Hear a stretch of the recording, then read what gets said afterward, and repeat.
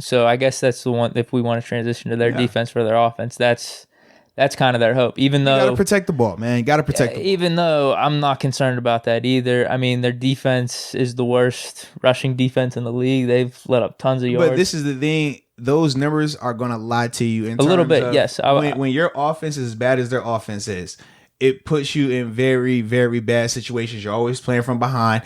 It's just a lot that goes on with that. Now, I think for me, when I look at their defense, it's less personnel, it's more so effort and communication.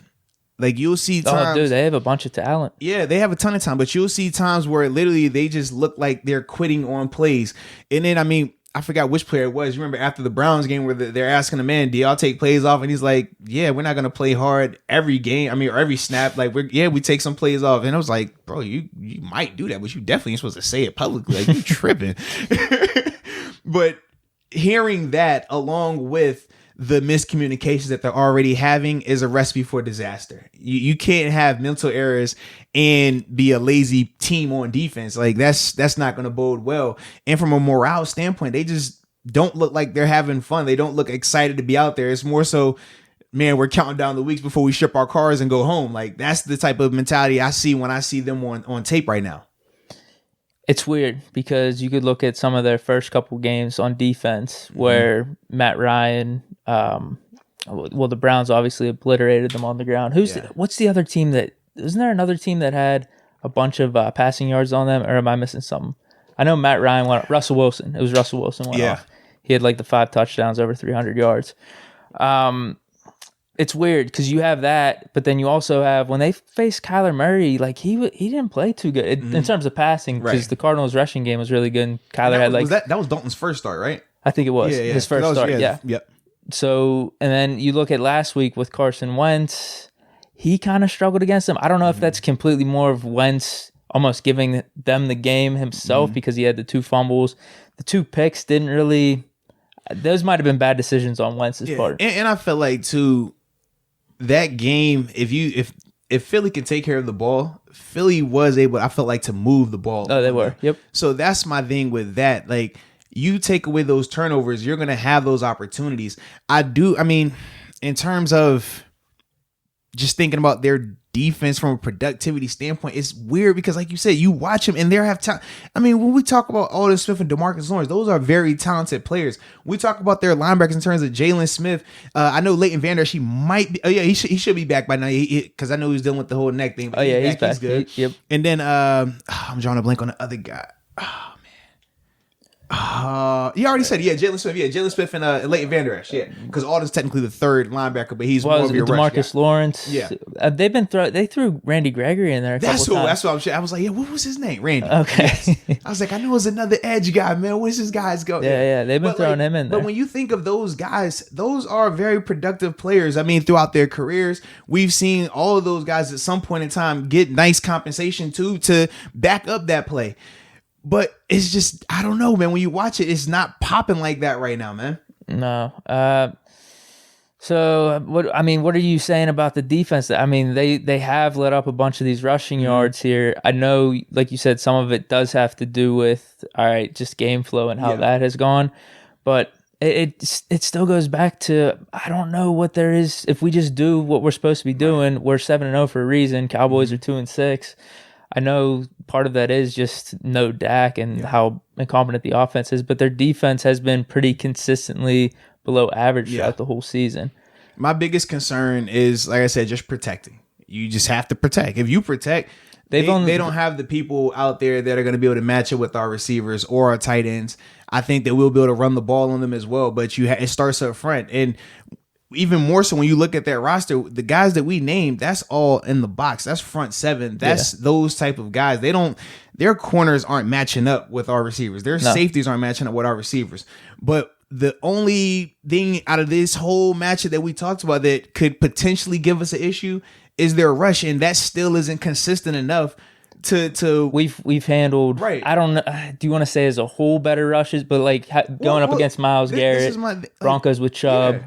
And we can go down the list like JJ Watt. This is a battle-tested group. They've played some of the higher end talent. We talked about Myles Garrett. Obviously the Ravens too last week. Right? Yeah. And Calais Campbell. We've seen some of the higher end. We've also seen guys who have more legacy when we're talking about a JJ Watt. Then we've also seen good collective unit in terms of Philly.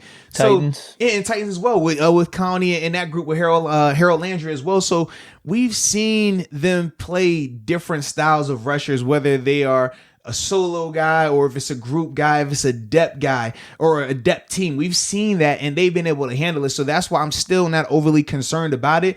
I just feel like if we're talking about a point of emphasis, if we're talking about what has to take place, this O-line has to protect against these guys right here, because that's the absolute only way that they will be able to create any type of negativity for us. Yeah, same. I mean, we just take care of the ball because I think, what was it? They have 7 takeaways this whole season. 4 of them came in that Eagles game. Yes. So 3 all the way up to that point. So that's 7 games. They only had 3 turnovers.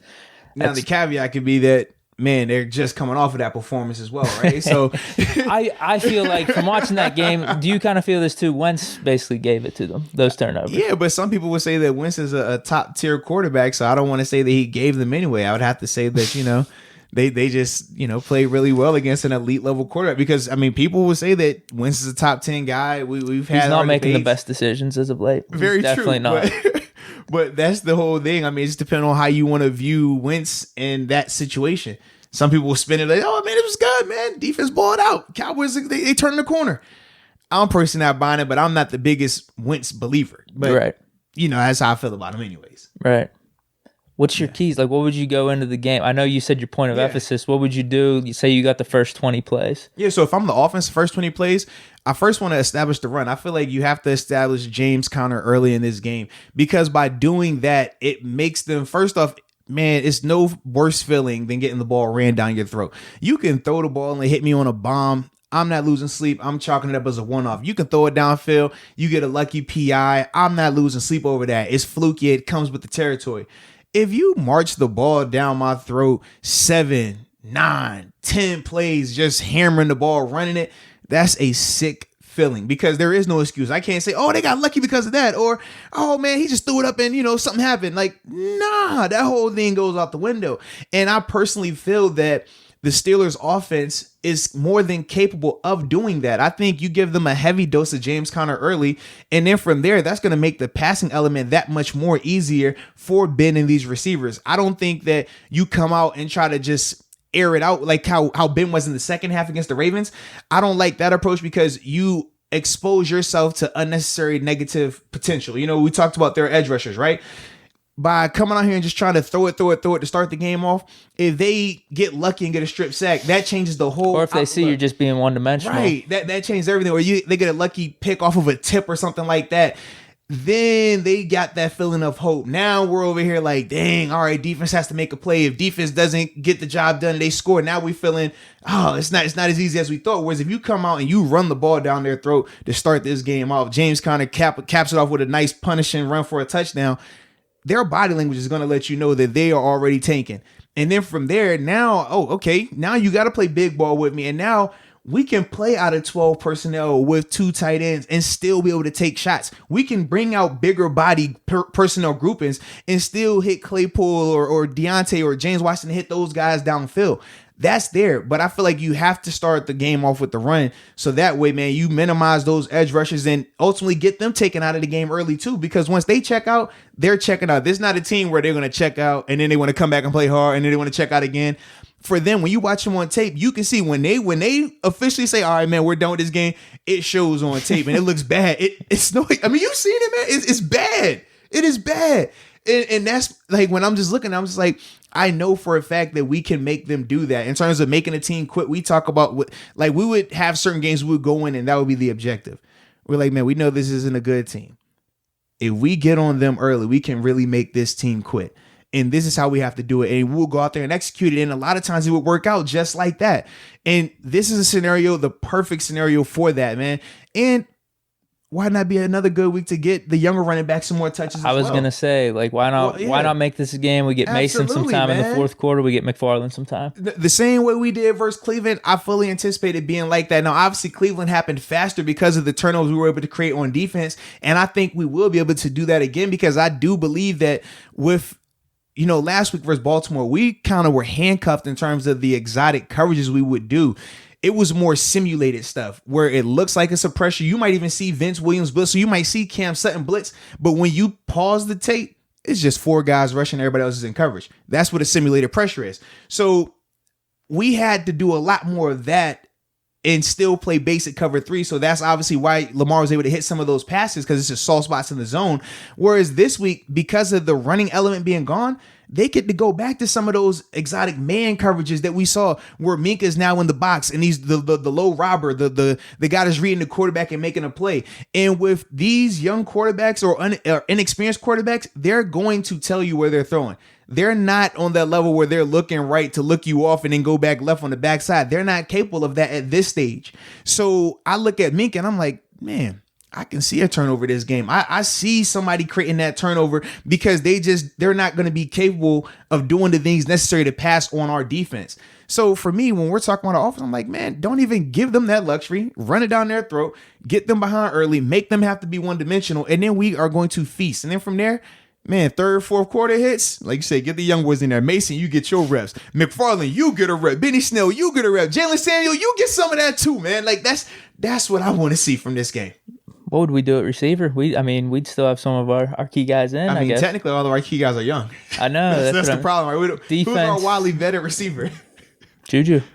Or either him or Ray McLeod. I guess. I must say those are the. He's young though too. I'm just saying in comparison to like Claypool and Deontay. Yeah. James Washington, only 3 years. Yeah. Defense, it'd be Highsmith. It'd be Ola Daney. He would get a lot more, and then you go on Bugs. Justin Lane, Sutton. Yeah, well, Justin Lane has been playing a good amount due to the Mike Hilton injury, so you would definitely see him out there a lot more from that standpoint. Excuse me. This segment was brought to you by DraftKings Sportsbook, and when we talk about DraftKings Sportsbook, man, I love it because number one, the prop bets that they have, the live betting that they have. I mean, it's just so many ways for you to get a chance at winning money, which we all love, right? I just need a chance. Just give me a chance. Make Sundays fun too. Absolutely, man. And that's the beauty of it. Also, did you know that if you're in a state where Sportsbook isn't allowed, just right? Because we know it's not allowed everywhere. You want to tell them what they got? Oh, the fantasy app. Oh, yeah. DraftKings fantasy app. I mean, dude, you talking about an app that has $1 million worth of prizes every single week. Let me say that again. $1 million worth of prizes every single week. I mean, come on, bro. For all that, I'm about to start playing fantasy football again, man, because I need that opportunity, okay? So if you're not... Both of us will come out of retirement. Absolutely. So if you haven't got the DraftKings app just yet, man, download it now. Do not waste another second. And make sure you use the promo code Moats so you can receive up to $1,000 in deposit bonuses, baby. So thanks again, and whatever you do, download.